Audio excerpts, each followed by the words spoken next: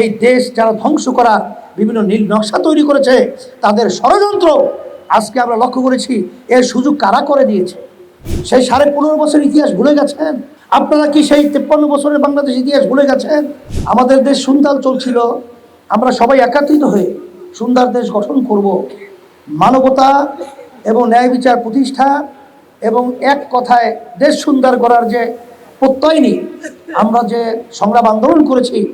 কিন্তু দুঃখ সহকারে বলতে হয় যে কিছু রাজনৈতিক দল তাদের আচরণগুলো এত বিতর্কিত ছিল যে তাদের আচরণের মাধ্যমে আসলে শত্রুরা কিন্তু বিভিন্ন ধরনের ষড়যন্ত্র করার সুযোগ পেয়েছে।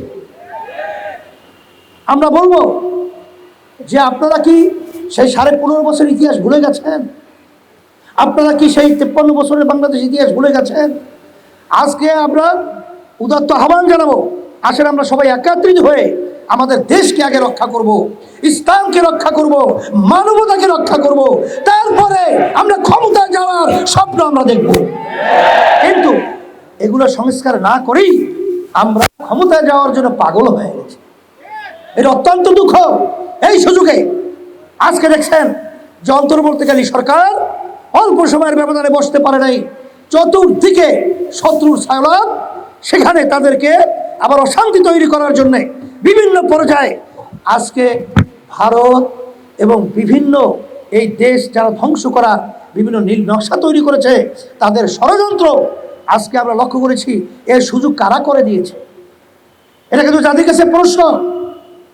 আজকে আপনারা দেখেছেন বাংলাদেশে হিন্দুরা এবং সংখ্যালঘুরা যে সুন্দরভাবে এবং স্বাধীনভাবে, এক কথায় আমরা অনেক সময় বলে থাকি মায়ের কোলে যেরকম সন্তান নিরাপদ থাকে, সেরকম আমাদের দেশের মধ্যে সংখ্যালঘুরা সর্বক্ষেত্রে নিরাপদ থাকার পরেও আজকে আমাদের পাশের রাষ্ট্রে ভারত, সেখানে বিভিন্ন সংবাদ মাধ্যম আমাদের দেশকে অশান্তি তৈরি করার জন্য বিভিন্ন মিথ্যা সংবাদের মাধ্যমে দেশকে বিভিন্ন ধ্বংস করার, বিভিন্ন ধরনের অশান্তি করার বিভিন্ন নীল নকশা তৈরি করেছে।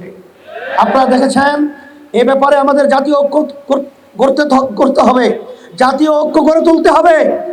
আগে হব্বুল ওয়াতানে মিলের ইমান, দেশের আন্তরিকতা, মহব্বত এবং দেশের প্রতি আন্তরিকতা থাকে ইমানের একটা অংশ।